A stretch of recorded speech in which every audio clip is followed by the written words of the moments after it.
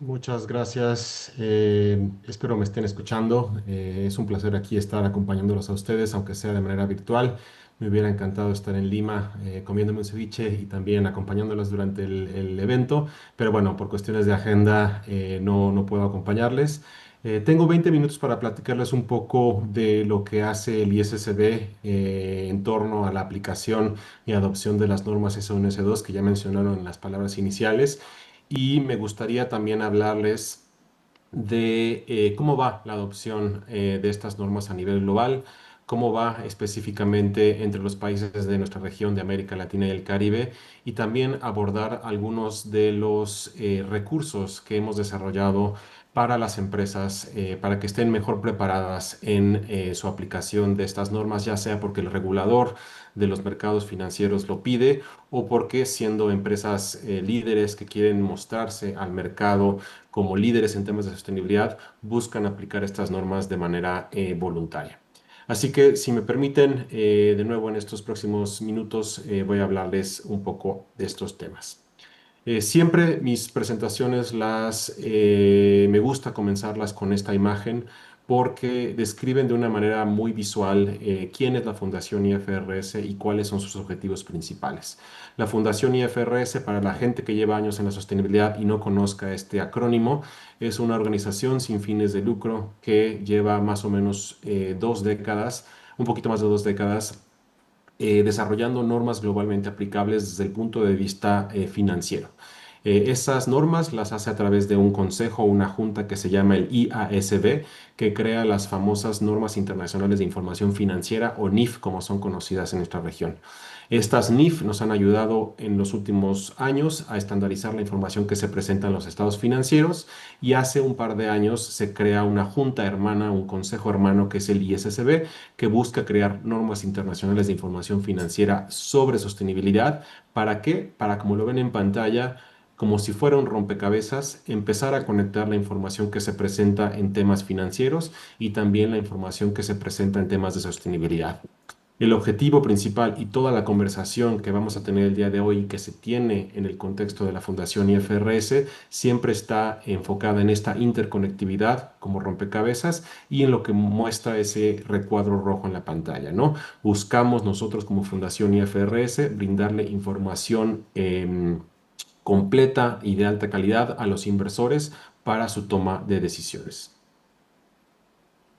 Como bien saben, la Fundación IFRS, a través de su brazo de sostenibilidad del ISSB, ha publicado dos normas que llevan ya en el mercado un par de años. La norma S1, que es un documento genérico que establece los principios, los conceptos básicos que se necesitan entender para poder aplicar estas normas de manera efectiva.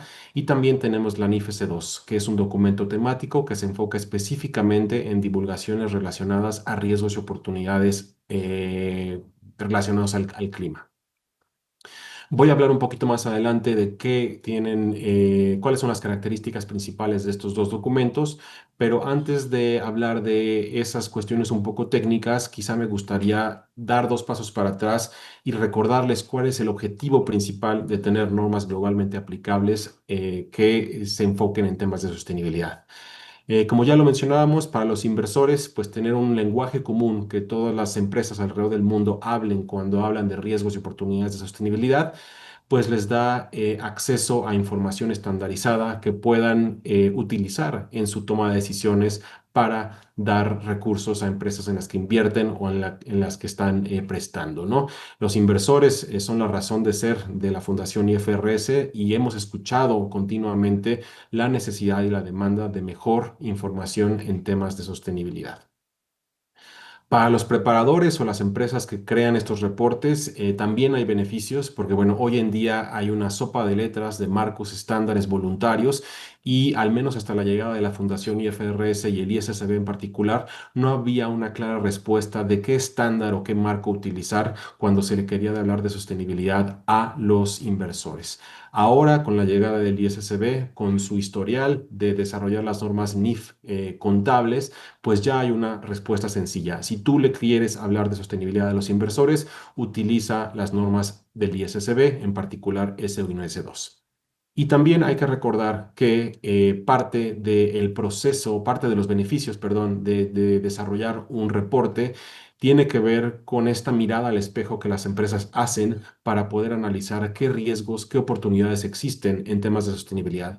Así que creemos que bien hecho un ejercicio de reportar un informe alineado a S1 y S2 tendría beneficios en la forma en la que las empresas identifican, gestionan y manejan riesgos y oportunidades a lo largo del tiempo.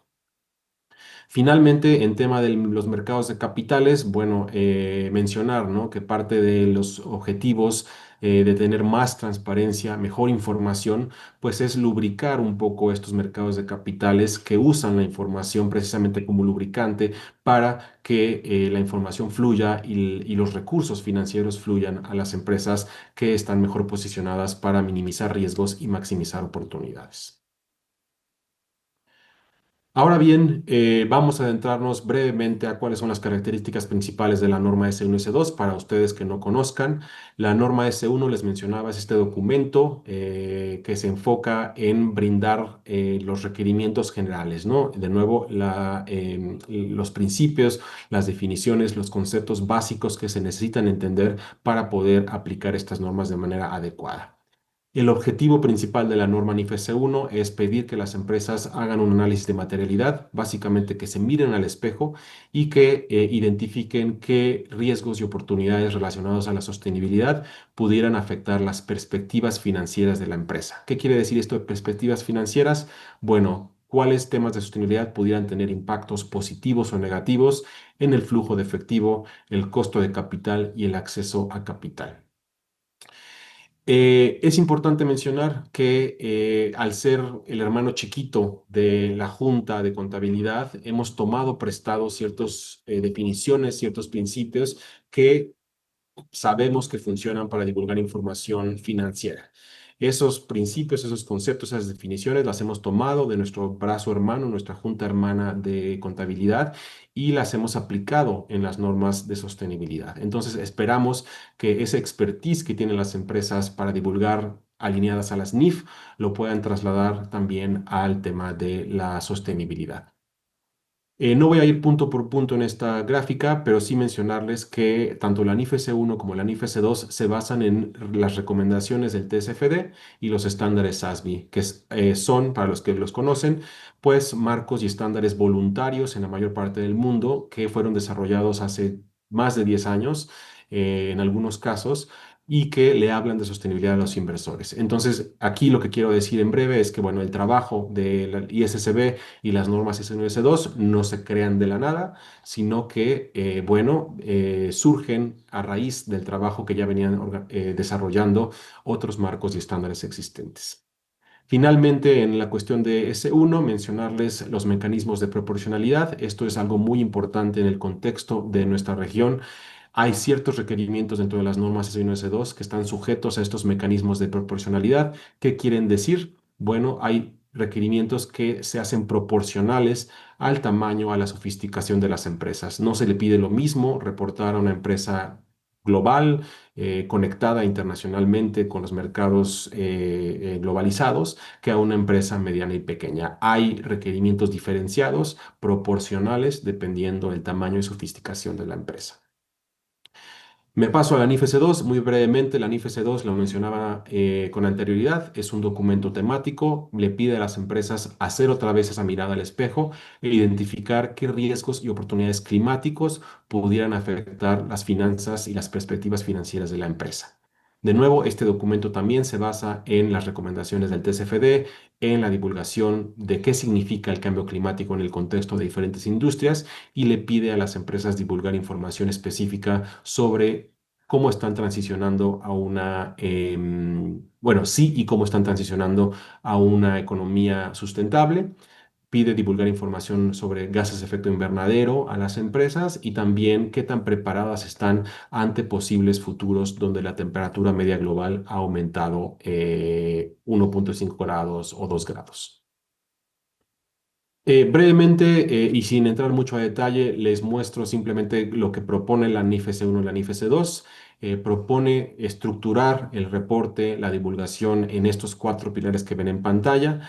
El pilar de gobernanza le pide a las empresas hablar y platicar su historia de cómo están estructuradas internamente para abordar temas de sostenibilidad, en el caso de C1, y clima, en el caso de C2. El pilar de estrategia le pide a las empresas contarle a sus inversores qué están haciendo para integrar la sostenibilidad y el clima en sus modelos de negocios, en su cadena de valor, en la forma en la que se relacionan mediante productos y servicios con sus clientes.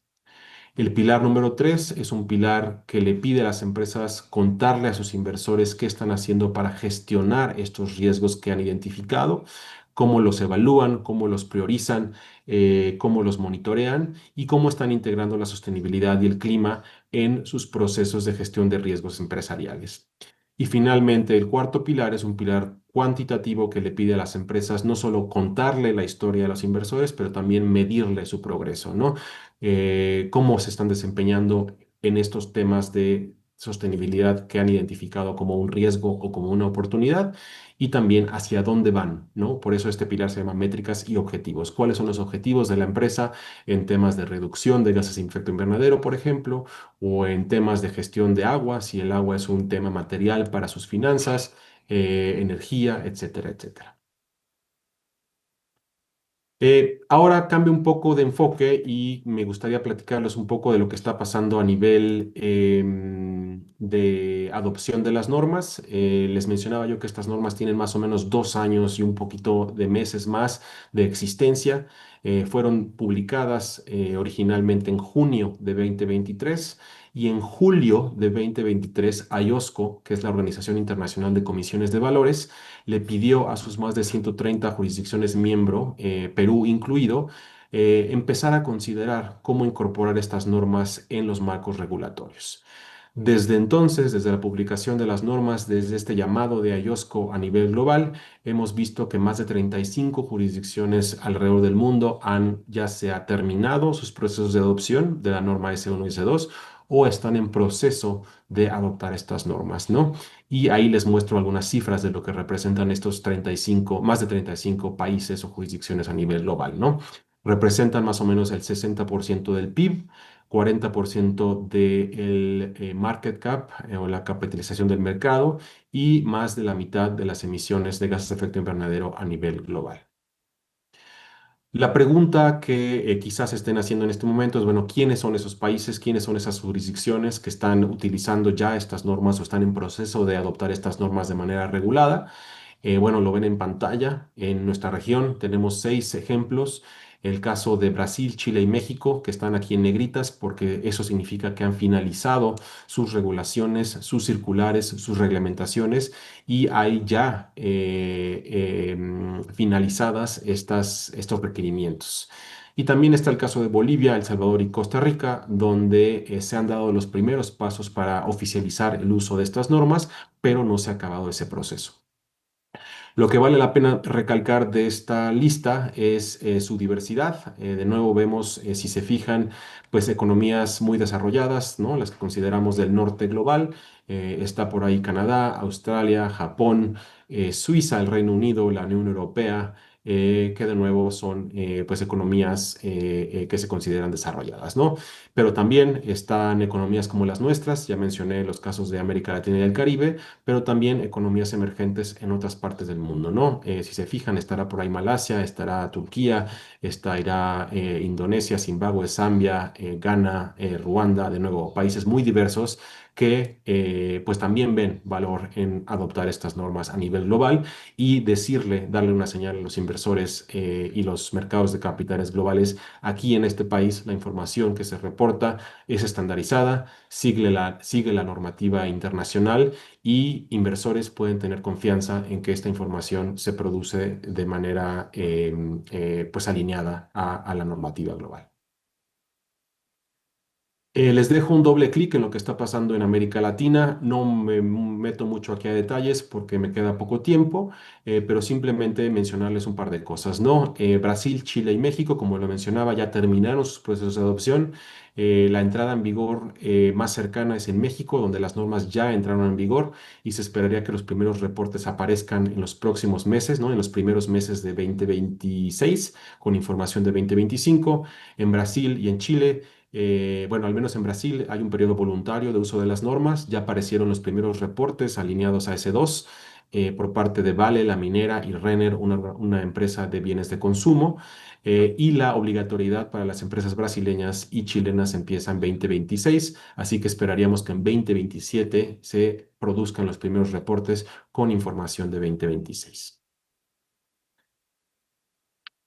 Por último, en estos últimos 5 minutitos que me quedan, me gustaría hablarles de, bueno, qué está haciendo la Fundación IFRS para ayudarle a las empresas en México, en Brasil, en Chile y en estos países que vimos a adoptar estas normas y también más allá de estos países, en países como Perú, ¿no? Que no están necesariamente en este listado, pero que quizá puede haber empresas interesadas en avanzar y dar unos pasos hacia la normativa internacional en vistas de las tendencias que está viendo cada empresa.